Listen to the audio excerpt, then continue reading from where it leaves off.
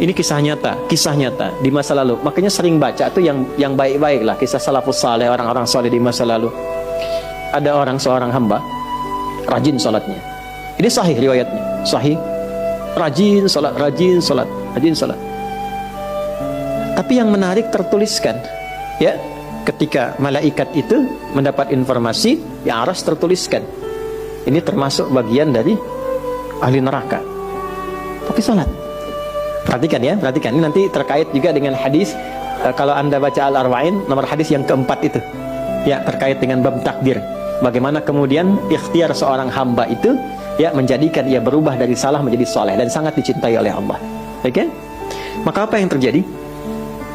Bapak Ibu sekalian, ketiba kemudian si malaikat itu, ini kisah sahih yang sampai, lalu menyampaikan, kasihan pada orang ini, kok kelihatannya ibadah tapi tertulis ahli neraka.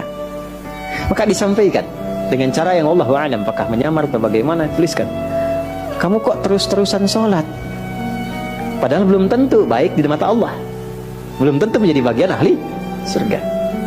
Perhatikan jawabannya. Tujuan saya sholat ini bukan karena surga atau neraka. Tujuan sholat ini bukan karena saya dipandang baik atau buruk, tapi tujuan sholat ini saya ingin mengagungkan Allah Subhanahu wa ta'ala. Perhatikan. Dan nanti ini menjadi cara bagi seseorang yang ingin bertobat. Jadi kalau ingin bertobat, tobatnya ingin benar, carilah perhatian Allah.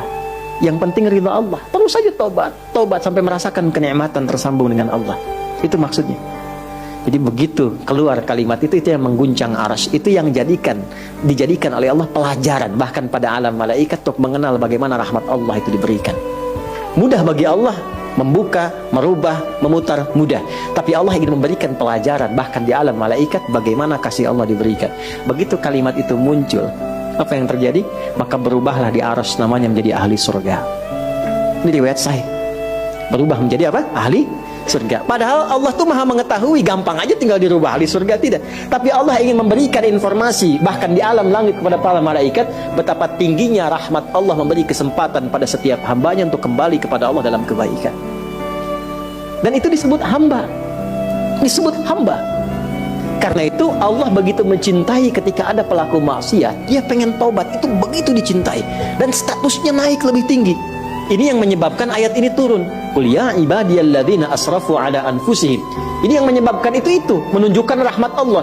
Hai hambaku, betapa besar pun kau pernah berbuat dosa, sepanjang masih hidup belum tiba ajalmu, jangan pernah putus asa untuk mendapatkan rahmatku. Pakai rahmat.